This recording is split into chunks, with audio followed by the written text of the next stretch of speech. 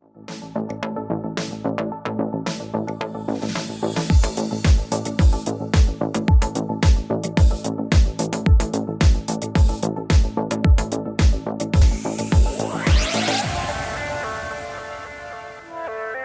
श्री अकाल जी। हमदर्द टीवी देखने वाले सारे दर्शकों का बहुत बहुत स्वागत है प्रोग्राम इमीग्रेशन मैटर्स विच। मैं हाँ तरनजीत कौर घुम्मन हाजिर हाँ जी लैके अज ट्यूसडे ਨੂੰ कैनेडियन इमीग्रेशन संबंधी साडा खास programme immigration matters.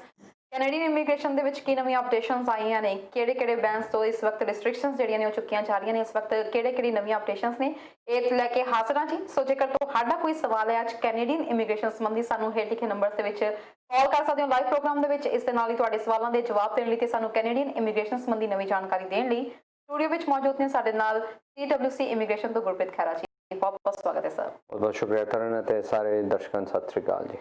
Sir Canadian immigration की ਅਸੀਂ ਗੱਲ ਕਰੀਏ ਇਸ ਵਕਤ ਅਸੀਂ ਦੇਖ ਰਹੇ ਹਾਂ ਕਿ ਬਾਕੀ ਮੁਲਕਾਂ ਦੇ ਮੁਕਾਬਲੇ ਥੋੜਾ ਜਿਹਾ ਲੀਨੀਅੰਟ ਇਸ ਵਕਤ ਚੱਲ ਰਿਹਾ। ਤਾਂ ਕਰੋਨਾ ਵਾਇਰਸ ਦੀ ਸਥਿਤੀ ਦੇ ਵਿੱਚ ਸਭ ਤੋਂ ਪਹਿਲਾਂ ਮੇਰਾ ਸਵਾਲ ਇਹੀ ਹੈ ਕਿ ਇਸ ਵਕਤ ਮੈਂ ਜਿਵੇਂ ਆਪਾਂ ਪਹਿਲਾਂ ਵੀ ਡਿਸਕਸ ਕਰ ਰਹੇ ਸੀ ਕਿ ਮੈਂ ਨਿਊਜ਼ ਦੇ ਵਿੱਚ ਵੀ ਪੜ੍ਹ ਰਹੀ ਸੀ ਇੰਟਰਨੈਸ਼ਨਲ ਸਟੂਡੈਂਟਸ ਨੂੰ ਲੈ ਕੇ ਕਿ ਕਾਫੀ ਗੱਲਾਂ ਹੋ ਰਹੀਆਂ ਨੇ ਕਿ ਜਿਵੇਂ ਟਰੈਵਲ ਰਿਸਟ੍ਰਿਕਸ਼ਨਸ ਥੋੜੀਆਂ ਹੁਣ ਲੀਨੀਅੰਟ ਹੋ ਰਹੀਆਂ ਨੇ, ਕਿ ਸਟੂਡੈਂਟਸ ਦੇ ਆਉਣ ਦਾ ਵੀ ਹੁਣ ਕੋਈ ਨਾ ਕੋਈ ਸਕੋਪ ਹੋ ਸਕਦਾ ਹੈ। ਤਰਨ ਜਿਹੜਾ ਟਰੈਵਲ ਰਿਸਟ੍ਰਿਕਸ਼ਨਸ ਨੇ ਆਪਾਂ ਨੂੰ ਆਉਣ ਵਾਲੇ 2 ਜਾਂ 3 ਦਿਨਾਂ 'ਚ ਇਹਦੀ ਪੂਰੀ ਜਾਣਕਾਰੀ ਜਿਹੜੀ ਮਿਲ ਜੂਗੀ ਜੀ, ਕਿਉਂਕਿ 31 ਜੁਲਾਈ ਤੱਕ ਟਰੈਵਲ ਰਿਸਟ੍ਰਿਕਸ਼ਨਸ ਹੈਗੀਆਂ ਨੇ ਤੇ ਆਮ ਤੌਰ ਤੇ 2 ਜਾਂ 1 ਦਿਨ ਪਹਿਲਾਂ ਉਹਦੇ ਤੇ ਫੈਸਲਾ ਕਰ ਲਿਆ ਜਾਂਦਾ ਹੈ। ਸੋ ਅੱਜ 28 ਜੁਲਾਈ ਹੈਗਾ, ਸੋ ਮੇਬੀ 29 ਜਾਂ 30 ਤਰੀਕ ਨੂੰ ਇਹਦੇ ਤੇ ਫੈਸਲਾ ਹੋ ਜਾਊਗਾ ਕਿ ਉਹ ਟਰੈਵਲ ਰਿਸਟ੍ਰਿਕਸ਼ਨਸ ਨੂੰ ਲਾਗੂ ਰੱਖਿਆ ਜਾਂਦਾ ਜਾਂ ਉਹਦੇ ਚੋਂ ਕੁਝ ਈਜ਼ ਕੀਤਾ ਜਾਂਦਾ, ਸੁਖਾਲਾ ਕੀਤਾ ਜਾਂਦਾ ਜਾਂ ਉਹਨੂੰ ਹੋਰ ਵਧਾਇਆ ਜਾਂਦਾ। ਸੋ ਹਾਲੇ ਤੇ ਅੰਦਾਜ਼ਾ ਲਾਉਣਾ ਬਹੁਤ ਮੁਸ਼ਕਲ ਹੈ, ਪਰ ਇਹ ਗੱਲ ਜ਼ਰੂਰ ਹੈ ਕਿ ਕੁਝ ਅੰਦਾਜ਼ੇ ਲਾਏ ਜਾ ਸਕਦੇ ਨੇ। ਜਿਵੇਂ ਅੱਜ ਜਿਹੜਾ 2 ਸਟੈਪ ਪ੍ਰੋਸੀਜਰ ਹੈ ਸਟੱਡੀ ਪਰਮਿਟ ਐਪਲੀਕੇਸ਼ਨ ਦੀ, ਸਟੱਡੀ ਵੀਜ਼ਾ ਐਪਲੀਕੇਸ਼ਨਸ ਲਈ ਸਰਕਾਰ ਨੇ ਉਹ ਸ਼ੁਰੂ ਕਰ ਦਿੱਤਾ। ਸੋ 2 ਸਟੈਪ ਪ੍ਰੋਸੀਜਰ ਕੀ ਹੈਗਾ ਕਿ ਬਹੁਤ ਸਾਰੇ ਜਿਹੜੀਆਂ ਜਗ੍ਹਾ ਨੇ ਉੱਥੇ ਕਾਫੀ ਕੁਝ ਬੰਦ ਹੈਗਾ ਹਾਲੇ ਵੀ। ਸੋ ਕਈ ਵਾਰੀ ਬਾਇਓਮੈਟ੍ਰਿਕਸ ਨਹੀਂ ਹੋ ਸਕਦੇ, ਕਈ ਵਾਰੀ ਤੁਸੀਂ ਕੋਈ ਕਾਗਜ਼ ਨਹੀਂ ਪ੍ਰੋਵਾਈਡ ਕਰ ਸਕਦੇ, IELTS ਤੁਸੀਂ ਨਹੀਂ ਪ੍ਰੋਵਾਈਡ ਕਰ ਸਕਦੇ।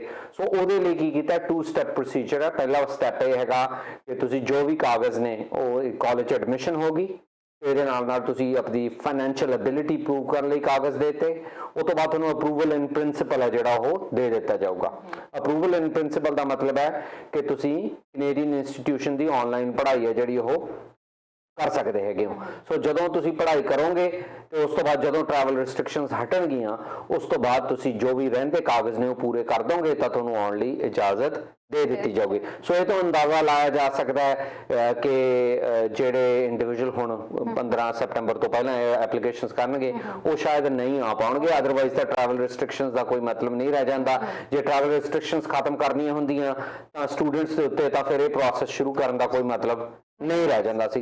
ਤੇ ਦੂਜਾ ਕਿੰਨੀਆਂ ਯੂਨੀਵਰਸਿਟੀਜ਼ ਨੇ ਹੁਣ ਇਹ ਕਲੈਰੀਫਾਈ ਕਰਤਾ ਕਿ ਸ਼ਾਇਦ ਉਹ ਇਨ ਪਰਸਨ ਕਲਾਸਿਸ ਨਹੀਂ ਲੈਣਗੇ। ਸੋ ਇਨ ਪਰਸਨ ਜੇ ਕਲਾਸਿਸ ਨਹੀਂ ਹੋਣਗੀਆਂ ਤਾਂ ਸਟੂਡੈਂਟ ਦਾ ਫਿਰ ਇੱਥੇ ਆਏ ਦਾ ਕੋਈ ਮਤਲਬ ਨਹੀਂ ਰਹਿ ਜਾਂਦਾ। ਸੋ ਸਪੈਸ਼ਲ ਸਰਕਮਸਟੈਂਸਸ ਦੇ ਵਿੱਚ ਰੱਖਣਗੇ ਜਿੱਥੇ ਕਿ ਜੇ ਕੋਈ ਲੈਬ ਦੀ ਰਿਕੁਆਇਰਮੈਂਟ ਹੈ, ਲੈਬੋਰੇਟਰੀ ਚਾਹੀਦਾ ਹੈਗਾ ਜਾਂ ਤੁਹਾਨੂੰ ਇਨ ਪਰਸਨ ਹੋ ਕੇ ਹੀ ਤੁਸੀਂ ਉਹ ਚੀਜ਼ ਨੂੰ ਪੂਰਾ ਕਰ ਸਕਦੇ ਹੋ, ਹਾਂਜੀ ਪ੍ਰੈਕਟੀਕਲ ਵਰਕ ਦੇ ਵਿੱਚੋਂ। ਸੋ ਉਹ ਅੱਜ ਵੀ ਜੇ ਕਿਸੇ ਸਟੂਡੈਂਟ ਨੂੰ ਇਹ ਪ੍ਰੂਵ ਕਰ ਦਿੰਦਾ ਕਿ ਉਹਦਾ ਉੱਥੇ ਪ੍ਰੈਜ਼ੈਂਟ ਹੋਣਾ ਜ਼ਰੂਰੀ ਹੈ ਤਾਂ ਵੀ ਉਹਨੂੰ ਇਹ ਟਰੈਵਲ ਰਿਸਟ੍ਰਿਕਸ਼ਨ ਕਰਕੇ ਵੀ ਉਹਨੂੰ ਆਉਣ ਦੀ ਇਜਾਜ਼ਤ ਹੈ। ਤੇ ਦੂਜੀ ਜਿਹੜੀ ਹੈਗੀ ਹੈ, ਜੇ ਤੁਸੀਂ ਇਹ ਪ੍ਰੂਵ ਕਰ ਦਿੰਦੇ ਹੋ ਕਿ ਤੁਹਾਡੇ ਕੋਲੇ ਰਿਲਾਇਬਲ ਇੰਟਰਨੈਟ ਨਹੀਂ ਹੈ, ਸੋ ਜੇ ਰਿਲਾਇਬਲ ਇੰਟਰਨੈਟ ਹੋਊਗਾ ਤਾਂ ਹੀ ਤੁਸੀਂ ਆਨਲਾਈਨ ਪੜ੍ਹਾਈ ਕਰ ਸਕੋਗੇ। ਜੇ ਤੁਹਾਡੇ ਕੋਲ ਰਿਲਾਇਬਲ ਇੰਟਰਨੈਟ ਨਹੀਂ ਹੈਗਾ ਤੇ ਤੁਹਾਨੂੰ 18 ਮਾਰਚ ਤੋਂ ਪਹਿਲਾਂ ਵੀਜ਼ਾ ਮਿਲਿਆ, ਤੁਸੀਂ ਅੱਜ ਵੀ ਆ ਸਕਦੇ ਹੈਗੇ। ਸੋ ਇਹ ਅੱਜ ਵੀ ਈਜ਼ ਹੈਗੀ ਹੈ। ਪਰ ਜੇ ਤੁਸੀਂ ਇਹਨਾਂ ਸਿਚੁਏਸ਼ਨਸ ਨੂੰ ਪੂਰਾ ਕਰਦੇ ਹੋ, ਇਨ ਪਰਸਨ ਕਲਾਸ ਨਹੀਂ ਹੋ ਰਹੀ, ਤੁਸੀਂ ਰਿਲਾਇਬਲ ਇੰਟਰਨੈਟ ਹੈਗਾ ਤੇ ਫਿਰ ਤੁਸੀਂ ਆਨਲਾਈਨ ਪੜ੍ਹਾਈ ਵੀ ਕਰ ਸਕਦੇ ਹੋ। ਤੇ ਨਾਲ ਦੀ ਨਾਲ ਇਹ ਵੀ ਆਪਸ਼ਨ ਦਿੱਤਾ ਜੇ ਤੁਸੀਂ ਨਹੀਂ ਕਰਨਾ ਚਾਹੁੰਦੇ ਤੁਸੀਂ ਉਹਨੂੰ ਡੈਫਰ ਕਰ ਸਕਦੇ ਹੋ, ਉਹਨੂੰ ਤੁਸੀਂ ਅੱਗੇ ਪਾ ਸਕਦੇ ਹੋ। ਸੋ ਇਸ ਤੋਂ ਇਹ ਅੰਦਾਜ਼ਾ ਲਾਇਆ ਜਾ ਸਕਦਾ ਕਿ ਹਾਲੇ ਖਾਸ ਕਰਕੇ ਸਟੂਡੈਂਟ ਦੇ ਏਰੀਆ ਦੇ ਵਿੱਚੋਂ ਇਹ ਰਿਸਟ੍ਰਿਕਸ਼ਨਸ ਨੇ ਜਿਹੜੀਆਂ ਇਹ ਜਾਰੀ ਰਹਿਣਗੀਆਂ ਅੰਟਿਲ ਅਨਲੈਸ ਕਿ ਇਨ ਪਰਸਨ ਕਲਾਸਿਸ ਸ਼ੁਰੂ ਨਹੀਂ ਹੋ ਜਾਣ। ਮਤਲਬ ਕਿ ਸੋਸ਼ਲ ਮੀਡੀਆ ਤੇ ਆਉਣ ਵਾਲੀਆਂ ਜਿਹੜੀਆਂ ਖਬਰਾਂ ਨੇ ਉਹ ਅਫਵਾਹਾਂ ਨੇ, ਮਹਿਜ਼ ਉਹਨਾਂ ਤੇ ਧਿਆਨ ਨਾ ਦਿੱਤਾ ਜਾਵੇ। ਇਹਨਾਂ ਨੂੰ ਚੰਗੀ ਤਰ੍ਹਾਂ ਪਹਿਲਾਂ ਤੁਸੀਂ ਰਿਲਾਇਬਲ ਸੋਰਸਿਸ ਤੋਂ ਪਤਾ ਕਰੋ, ਕਿਉਂਕਿ ਮੈਂ ਵੀ ਕਿਵੇਂ ਦੀ ਨਿਊਜ਼ ਪੜ੍ਹੀ ਸੀ ਤਾਂ ਹੀ ਮੈਂ ਤੁਹਾਡੇ ਨਾਲ ਡਿਸਕਸ ਕਰ ਰਹੀ ਸੀ। ਇਸ ਤੋਂ ਇਲਾਵਾ ਸਰ ਕਿਹੜੀਆਂ ਇਸ ਵਕਤ ਖਾਸ ਅਪਡੇਸ਼ਨਸ ਆਈਆਂ ਨੇ? ਅਪਡੇਸ਼ਨ ਤੋਂ ਪਹਿਲਾਂ ਮੈਂ ਇਹਦੇ ਨਾਲ ਇੱਕ ਹੋਰ ਚੀਜ਼, ਤੁਸੀਂ ਸੋਸ਼ਲ ਮੀਡੀਆ ਦੀ ਗੱਲ ਕੀਤੀ ਹੈ ਜੀ, ਉਹਦੇ ਵਿੱਚੋਂ ਇਹ ਵੀ ਬਹੁਤ ਪ੍ਰਚਾਰਿਆ ਜਾ ਰਿਹਾ ਕਿ ਬਿਨਾਂ IELTS ਦੇ ਤੁਸੀਂ ਹੁਣ ਕੈਨੇਡਾ ਅਪਲਾ ਸਕਦੇ ਹੋ, ਤੁਹਾਨੂੰ ਜਿਹੜਾ ਪੜ੍ਹ ਸਕਦੇ ਆ। ਸੋ ਉਹ ਵੀ ਚਾਈ ਪਿਕ ਕੀਤੇ ਹੋਏ ਵਰਡਸ ਨੇ। ਸੋ ਜਿਹੜਾ ਚੀਜ਼ ਪਸੰਦ ਆਈ ਉਹ ਕਰਤੀ। ਪਰ ਮੈਂ ਆਪਣੇ ਸਾਰੇ ਦਰਸ਼ਕਾਂ ਨੂੰ ਇਹ ਗੱਲ ਸਾਂਝੀ ਕਰਨਾ ਚਾਹੁੰਦਾ ਕਿ ਜੇ ਤੁਸੀਂ ਆਨਲਾਈਨ ਪੜ੍ਹਾਈ ਚੂਜ਼ ਕਰ ਲੈਂਦੇ ਹੋ ਕਿ ਬਹੁਤ ਮਿਨੀਮਮ ਰਿਕੁਆਇਰਮੈਂਟਸ ਨੇ। ਪਹਿਲੀ ਰਿਕੁਆਇਰਮੈਂਟ ਹੈ ਤੁਹਾਡੇ ਕੋਲ ਕਾਲਜ ਐਡਮਿਸ਼ਨ ਹੋਣੀ ਚਾਹੀਦੀ ਹੈ। ਕਾਲਜ ਨੂੰ ਕੀ ਪਰਵਾਹ ਹੈ ਜੀ, ਉਹਨੇ ਤੁਹਾਨੂੰ ਐਡਮਿਸ਼ਨ ਦੇ ਦੇਣੀ ਹੈ ਜੇ ਤੁਸੀਂ ਰਿਕੁਆਇਰਮੈਂਟ ਪੂਰੀਆਂ ਕਰਦੇ ਹੋ। ਉਹ ਤਾਂ ਬਿਜ਼ਨਸ ਹੈ ਨਾ, ਤੁਸੀਂ ਫੀ ਦਿੱਤੀ, ਉਹਨੇ ਤੁਹਾਨੂੰ ਐਡਮਿਸ਼ਨ ਦੇ ਦਿੱਤੀ। ਦੂਜੀ ਹੈਗੀ ਹੈ ਤੁਸੀਂ ਆਪਣੇ ਫਾਈਨੈਂਸ਼ੀਅਲ ਜਿਹੜੀ ਰਿਕੁਆਇਰਮੈਂਟ ਪੂਰੀ ਕਰਨੀ ਹੈ, ਕਿਉਂਕਿ ਸੈਕਸ਼ਨ 219 ਹੈ ਜਿਹੜਾ ਉਹ ਕਹਿੰਦਾ ਹੈਗਾ ਕਿ ਤੁਸੀਂ ਵਿਦਆਊਟ ਵਰਕਿੰਗ ਇਨ ਕੈਨੇਡਾ ਆਪਣੇ ਆਪ ਨੂੰ ਮੇਨਟੇਨ ਕਰ ਸਕਦੇ ਹੋ ਤੇ ਫੀ ਦੇ ਸਕਦੇ ਹੈਗੇ ਹੋ। ਸੋ ਉਹਦੇ ਚ ਕਾਲਜ ਦੀ ਫੀ ਤੁਸੀਂ ਦੇਤੀ, $10,000 ਤੁਹਾਡੇ ਕੋਲ ਹੈਗੇ ਹੈ, ਇਨਫ ਫਾਈਨੈਂਸ਼ੀਅਲ ਰਿਸੋਰਸਿਸ ਨੇ ਤੁਹਾਨੂੰ ਮੇਨਟੇਨ ਕਰ ਲਈ। ਇਹ ਦੋ ਚੀਜ਼ਾਂ ਹੋਣ ਨਾਲ ਹੀ ਤੁਹਾਨੂੰ ਅਪਰੂਵਲ ਇਨ ਪ੍ਰਿੰਸੀਪਲ ਮਿਲ ਜੂਗਾ ਤੇ ਤੁਸੀਂ ਪੜ੍ਹਾਈ ਆਪਦੀ ਚਾਲੂ ਕਰ ਸਕਦੇ ਹੋ। ਤੇ ਦੂਜੀ ਇਹਦੇ ਨਾਲ ਜਿੰਨਾ ਟਾਈਮ ਤੁਸੀਂ ਉੱਥੇ ਪੜ੍ਹ ਲਓਗੇ, ਜੇ 50% ਤੋਂ ਘੱਟ ਆਨਲਾਈਨ ਹੈ ਤਾਂ ਤੁਹਾਨੂੰ ਆਉਣ ਦੀ ਇਜਾਜ਼ਤ ਮਿਲ ਜੂਗੀ। ਪਰ ਹੁਣ ਇਹਦੇ ਚ ਅਸਲੀ ਕੈਚ ਕੀ ਹੈਗਾ? ਉਹ ਕੈਚ ਹੈਗਾ ਸੈਕਸ਼ਨ 220। ਸੈਕਸ਼ਨ 220 ਦੀ ਰਿਕੁਆਇਰਮੈਂਟ ਹੈ ਕਿ ਜਿਹੜਾ ਸਟੂਡੈਂਟ ਹੈ ਉਹਦੇ ਤੇ ਕੰਡੀਸ਼ਨ ਹੈ ਕਿ ਉਹ ਐਕਟਿਵਲੀ ਪਰਸੂ ਕਰਦਾ ਹੋਣਾ ਚਾਹੀਦਾ ਆਪਦੀ ਸਟੱਡੀ ਨੂੰ ਜਾਂ ਪ੍ਰੋਗਰਾਮ ਨੂੰ। ਰੱਬ ਨਾ ਕਰੇ ਤੁਸੀਂ ਫੇਲ ਹੋ ਜਾਂਦੇ ਹੋ ਤੇ ਫਿਰ ਚਾਹੇ ਤੁਸੀਂ ਪੜ੍ਹਾਈ ਵੀ ਕਰ ਲਓਗੇ ਤਾਂ ਵੀ ਤੁਹਾਨੂੰ ਆਉਣ ਦੀ ਇਜਾਜ਼ਤ ਨਹੀਂ, ਕਿਉਂਕਿ ਤੁਸੀਂ ਕਾਨੂੰਨ ਦੀ ਰਿਕੁਆਇਰਮੈਂਟ ਨੂੰ ਬ੍ਰੀਚ ਕਰ ਲਿਆ। ਦੂਜਾ, ਤੁਸੀਂ ਉਸ ਸਮੇਂ ਦੌਰਾਨ ਤੁਹਾਡੀ ਕੋਈ ਕ੍ਰਿਮੀਨੈਲਿਟੀ ਦਾ ਇਸ਼ੂ ਹੋ ਗਿਆ ਤਾਂ ਵੀ ਨਹੀਂ ਤੁਹਾਨੂੰ ਆਉਣ ਦਿੱਤਾ ਜਾਊਗਾ। ਤੁਸੀਂ ਲੈਂਗੁਏਜ ਅਬਿਲਿਟੀ ਰਿਕੁਆਇਰਮੈਂਟ ਪੂਰੀਆਂ ਨਹੀਂ ਕੀਤੀਆਂ ਤਾਂ ਵੀ ਤੁਹਾਨੂੰ ਆਉਣ ਦਿੱਤਾ ਜਾਊਗਾ। ਸੋ ਸਿੱਧੇ ਤੌਰ ਤੇ ਜੇ ਕਿਸੇ ਦਾ ਫਾਇਦਾ ਹੋ ਰਿਹਾ, ਉਹ ਫਾਇਦਾ ਹੋ ਰਿਹਾ ਯੂਨੀਵਰਸਿਟੀ, ਸਕੂਲ ਜਾਂ ਕਾਲਜ ਦਾ, ਜਾਂ ਏਜੰਟ ਦਾ ਜਿਹੜਾ ਉੱਥੇ ਐਡਮਿਸ਼ਨ ਕਰਾ ਰਿਹਾ, ਕਿਉਂਕਿ ਉਹਨੂੰ ਉਹਦਾ ਕਮਿਸ਼ਨ ਮਿਲ ਜਾਣਾ ਹੈਗਾ। ਪਰ ਓਵਰਆਲ ਸਿਚੁਏਸ਼ਨ ਨੂੰ ਦੇਖਣ ਦੀ ਜ਼ਰੂਰਤ ਹੈ ਕਿ ਤਾਂ ਹੀ ਇਸ ਪ੍ਰੋਗਰਾਮ ਨੂੰ ਆਪਟ ਕੀਤਾ ਜਾਵੇ ਜੇ ਤੁਹਾਨੂੰ ਇਹ ਭਰੋਸਾ ਹੈ ਕਿ ਤੁਸੀਂ ਪਾਸ ਵੀ ਹੋ ਜਾਓਗੇ। ਤੇ ਦੂਜਾ, ਇਹ 15 ਸਤੰਬਰ ਤੋਂ ਪਹਿਲਾਂ ਵਾਲੀਆਂ ਅਰਜ਼ੀਆਂ ਤੇ ਲਾਗੂ ਹੁੰਦਾ। ਸੋ ਹਾਲੇ ਜਿਹੜੀਆਂ 15 ਸਤੰਬਰ ਤੋਂ ਬਾਅਦ ਅਰਜ਼ੀਆਂ ਹੋਣੀਆਂ ਨੇ ਉਹਨਾਂ ਤੇ ਇਹ ਲਾਗੂ ਨਹੀਂ ਹੁੰਦਾ।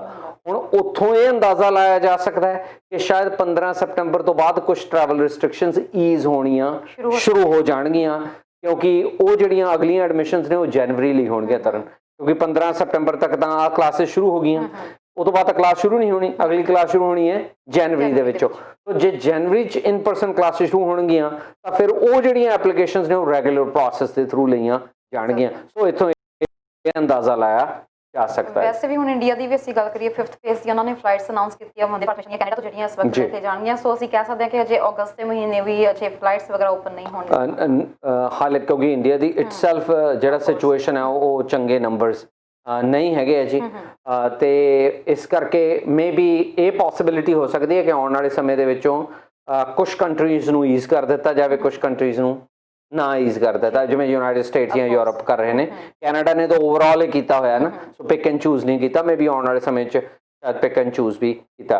ਤੇ ਦੂਜਾ ਜਿਹੜਾ ਮੇਜਰ ਅਪਡੇਟ ਤਰਨ ਆਇਆ ਹੈਗਾ ਉਹ ਹੈਗਾ ਸਪਾਊਜ਼ਲ ਐਪਲੀਕੇਸ਼ਨਸ ਦੇ ਉੱਤੇ। ਸੋ ਕੈਨੇਡਾ ਦੇ ਵਿੱਚ ਜਿਹੜਾ ਵਿਦਨ ਕੈਨੇਡਾ ਵਿਆਹ ਦਾ ਕੇਸ ਅਪਲਾਈ ਕਰਦੇ ਆ ਲੋਕੀ, ਤਾਂ ਉਹਨਾਂ ਨੂੰ ਓਪਨ ਪਰਮਿਟ ਹੈ ਜਿਹੜਾ ਉਹ ਮਿਲਦਾ ਹੈਗਾ। ਓਪਨ ਪਰਮਿਟ ਦੇ ਉੱਤੇ ਇਹ ਪਾਇਲਟ ਪ੍ਰੋਜੈਕਟ ਵਾਂਗੂ ਜਿਹੜਾ ਚਾਲੂ ਕੀਤਾ ਗਿਆ ਸੀ। ਸੋ ਇਹਨੂੰ ਕੁਝ ਸਮੇਂ ਸਿਰ ਵਧਾਉਂਦੇ ਗਏ ਸੀ। ਜਿਹੜੀ ਹੁਣ ਇਹ ਪਾਇਲਟ ਪ੍ਰੋਜੈਕਟ ਦੀ ਖਤਮ ਹੋਣ ਦੀ ਤਰੀਕ ਸੀਗੀ ਉਹ 30 ਜੁਲਾਈ 2020 ਸੀਗੀ। ਸੋ 30 ਜੁਲਾਈ 2020 ਤੋਂ ਪਹਿਲਾਂ ਜਿਹੜੇ ਲੋਕ ਵਿਦਨ ਕੈਨੇਡਾ ਵਿਆਹ ਦੇ ਕੇਸ ਦੀ ਅਰਜ਼ੀ ਕਰਨਗੇ ਉਹਨਾਂ ਨੂੰ ਵਰਕ ਪਰਮਿਟ ਦੀ ਪ੍ਰੋਵੀਜ਼ਨ ਸੀਗੀ। ਅੱਜ 28 ਜੁਲਾਈ ਨੂੰ ਸਰਕਾਰ ਨੇ ਉਹਦੇ ਉੱਤੇ ਉਹਨੂੰ ਵੀ ਅਨਲਿਮਿਟਿਡ ਟਾਈਮ ਲਈ ਐਕਸਟੈਂਡ ਕਰ ਦਿੱਤਾ ਹੈਗਾ।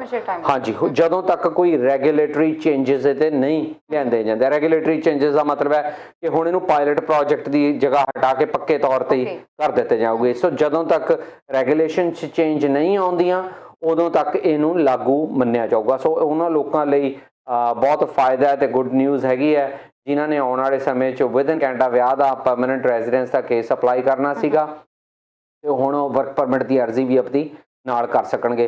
ਪਰ ਉਹਦੇ ਵਿੱਚੋਂ ਵੀ 2-3 ਸਿਚੁਏਸ਼ਨਸ ਨੇ ਜਿੱਥੇ ਤੁਹਾਨੂੰ ਵਰਕ ਪਰਮਿਟ ਮਿਲ ਸਕਦਾ ਹੈ ਜਾਂ ਨਹੀਂ ਮਿਲ ਸਕਦਾ। ਸਭ ਤੋਂ ਪਹਿਲੀ ਰਿਕੁਆਇਰਮੈਂਟ ਤੇ ਹੈਗੀ ਹੈ ਵਰਕ ਪਰਮਿਟ ਨਾਲ ਹੀ ਮਿਲਣ ਦੀ ਕਿ ਤੁਹਾਡਾ ਵੈਲਿਡ ਕੋਈ ਨਾ ਕੋਈ ਸਟੇਟਸ ਹੋਣਾ ਚਾਹੀਦਾ। तो चाहे तुसी वर्कर हो, विजिटर हो या रेफ्यूजी क्लेमेंट हो, तो थोड़ा वर्क परमिट वैलिड है, फिर तो तुहानूं नाल दी नाल वर्क परमिट मिल जाता है। जे तुहाडा स्टेटस वैलिड नहीं तो तुसी एप्लीकेशन कर सकते हो विद इन कैनेडा, पर तुहानूं वर्क परमिट उदों तक नहीं मिलता हैगा ਜਦੋਂ तक थोड़ी इन प्रिंसिपल अप्रूवल ना हो जाए। इन प्रिंसिपल अप्रूवल का मत ਇਹ 2 स्टैप प्रोसीजर है। पहला हैगा कि ਜਿਹੜਾ स्पॉन्सर है ਉਹਦੀ अप्रूवल होनी हैगी है कि ਉਹ स्पॉन्सरशिप ਦੀਆਂ रिक्वायरमेंट्स पूरियां करता है कि नहीं करता। ਜਦੋਂ ਉਹ ਦੇਖ ਲੈਂਦੇ ਆ ਕਿ ਉਹ ਰਿਕੁਆਇਰਮੈਂਟ ਪੂਰੀਆਂ ਕਰਦਾ ਹੈ, ਉਸ ਤੋਂ ਬਾਅਦ ਫਿਰ ਕਈ ਵਾਰੀ ਇੰਟਰਵਿਊ ਦੀ ਜ਼ਰੂਰਤ ਪੈਂਦੀ ਹੈ। ਜੋ ਇੰਟਰਵਿਊ ਕਰਦੇ ਨੇ ਤਾਂ ਬਾਕੀ ਪ੍ਰੋਸੈਸਿੰਗ ਕੰਪਲੀਟ ਕਰਨ ਲਈ ਫਿਰ ਤੁਹਾਨੂੰ ਵਰਕ ਪਰਮਿਟ ਹੈ ਜਿਹੜਾ ਉਹ ਮਿਲ ਜਾਂਦਾ ਹੈਗਾ। ਪਰ ਜੇ ਤੁਹਾਡਾ ਸਟੇਟਸ ਵੈਲਿਡ ਹੈ ਤਾਂ ਤੁਹਾਨੂੰ ਇਮੀਡੀਏਟਲੀ ਮਿਲ ਜਾਂਦਾ ਹੈ, ਪਰ ਜੇ ਵੈਲਿਡ ਨਹੀਂ ਤਾਂ ਫਿਰ ਤੁਹਾਨੂੰ ਕਾਫੀ ਸਮਾਂ ਲੱਗ ਜਾਂਦਾ ਉਹ ਵਰਕ ਪਰਮਿਟ ਮਿਲਣ ਤੱਕ। ਤੇ ਇਹਦੇ ਨਾਲ ਨਾਲ ਪਾਸਪੋਰਟ ਦੀ ਵੀ ਇੱਕ ਰਿਕੁਆਇਰਮੈਂਟ ਹੈਗੀ ਹੈ ਕਿ ਜੇ ਤੁਹਾਡੇ ਕੋਲ ਪਾਸਪੋਰਟ ਵੈਲਿਡ ਨਹੀਂ ਹੈਗਾ ਉਸ ਸਮੇਂ ਜਾਂ ਤੁਹਾਡੇ ਕੋਲ ਪਾਸਪੋਰਟ ਨਹੀਂ ਸੀਗਾ ਤਾਂ ਵੀ ਅਰਜ਼ੀ ਕਰਨ ਤੇ ਕੋਈ ਮਨਾਹੀ ਨਹੀਂ ਹੈਗੀ ਹੈ। ਤੁਸੀਂ ਅਰਜ਼ੀ ਕਰ ਸਕਦੇ ਹੋ ਤਾਂ ਬਿਨਾਂ ਪਾਸਪੋਰਟ ਤੋਂ ਵੀ ਲੈਂਡ ਹੋ ਸਕਦੇ ਹੋ। ਤੇ ਅਕਸਰ ਜਿਹੜੇ ਵਿਦਨ ਕੈਨੇਡਾ ਲੋਕ ਅਪਲਾਈ ਕਰਦੇ ਨੇ, ਕਈ ਵਾਰੀ ਉਹ ਬਿਨਾਂ ਸਟੇਟਸ ਦੇ ਹੁੰਦੇ ਨੇ, ਉਹਨਾਂ ਕੋਲ ਪਾਸਪੋਰਟ ਵੀ ਨਹੀਂ ਹੁੰਦਾ, ਉਹਨਾਂ ਨੂੰ ਇਹ ਪ੍ਰੋਬਲਮ ਬਹੁਤ ਵਾਰੀ ਝੱਲਣੀ ਪੈਂਦੀ ਹੈ ਤਰਨ। ਤੇ ਉਹ ਅਕਸਰ ਕਈ ਵਾਰੀ ਇਲੀਗਲ ਮੀਨਸ ਵੀ ਯੂਜ਼ ਕਰਦੇ ਨੇ ਪਾਸਪੋਰਟ ਬਣਾਉਣ ਲਈ। ਪਰ ਮੈਂ ਦੱਸਣਾ ਚਾਹੁੰਦਾ ਹਾਂ ਕਿ ਜੇ ਤੁਹਾਡੇ ਕੋਲ ਪਾਸਪੋਰਟ ਨਹੀਂ ਵੀ ਹੈਗਾ ਤੇ ਤੁਸੀਂ ਵਿਦਨ ਕੈਨੇਡਾ ਵਿਆਹ ਦਾ ਕੇਸ ਅਪਲਾਈ ਕਰ ਸਕਦੇ ਆ, ਤਾਂ ਤੁਸੀਂ ਬਿਨਾਂ ਪਾਸਪੋਰਟ ਦੇ ਵੀ ਲੈਂਡ ਹੋ ਸਕਦੇ ਹੈਗੇ ਹੋ। ਫੈਡਰਲ ਕੋਰਟ ਆਫ ਕੈਨੇਡਾ ਨੇ ਇੱਕ ਕੇਸ ਦੇ ਵਿੱਚੋਂ ਰਖੀਚੋ ਵਰਸਸ ਮਿਨਿਸਟਰ ਕੇਸ ਦੇ ਵਿੱਚੋਂ ਇਹ ਡਿਸੀਜਨ ਦਿੱਤਾ ਸੀਗਾ। ਉਹ ਡਿਸੀਜਨ ਦੇਣ ਤੋਂ ਬਾਅਦ ਕੋਰਟ ਨੇ ਇਹ ਗੱਲ ਆਖੀ ਸੀਗੀ ਕਿ ਬੰਦੇ ਨੇ ਪਾਸਪੋਰਟ ਆਪਣੇ ਘਰੋਂ ਤਾਂ ਲੈ ਕੇ ਨਹੀਂ ਆਉਣਾ ਜੀ, ਪਾਸਪੋਰਟ ਉਹਨੂੰ ਕਿਸੇ ਨੇ ਦੇਣਾ ਹੈਗਾ।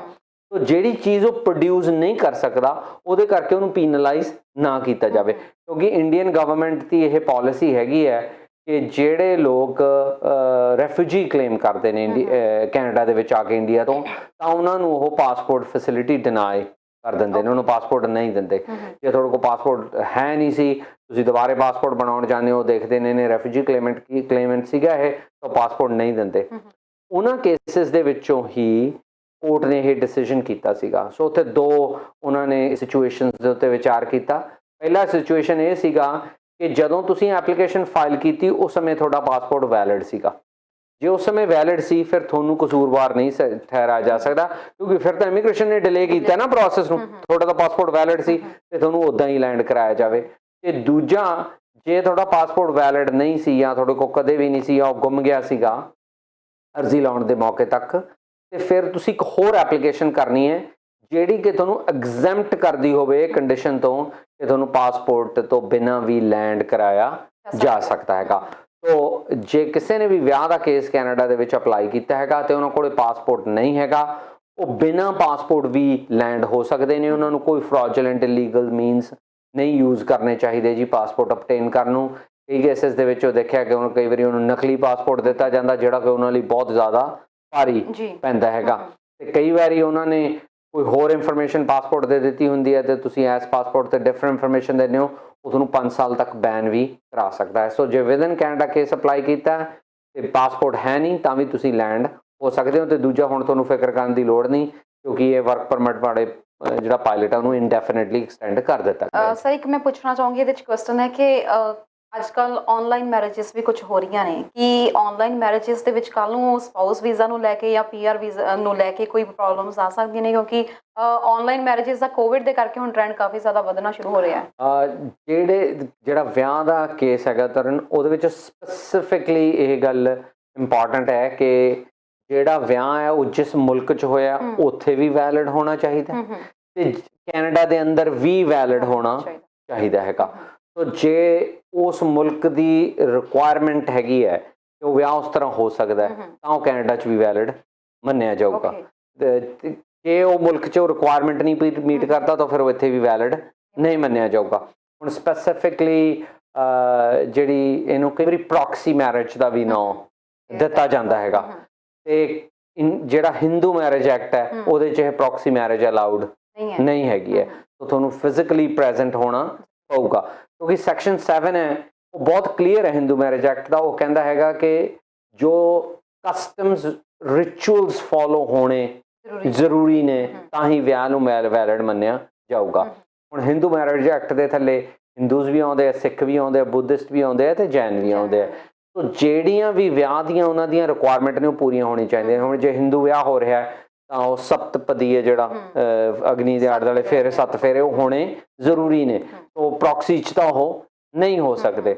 ਉਵੇਂ ਜਿਵੇਂ ਆਨੰਦ ਕਾਰਜ ਸਿੱਖਾਂ 'ਚ ਜ਼ਰੂਰੀ ਹੈ, ਉਹ ਫਿਜ਼ੀਕਲੀ ਪ੍ਰੈਜ਼ੈਂਟ ਹੋ ਕੇ ਹੀ ਆਨੰਦ ਕਾਰਜ ਕੀਤਾ ਜਾ ਸਕਦਾ ਹੈਗਾ।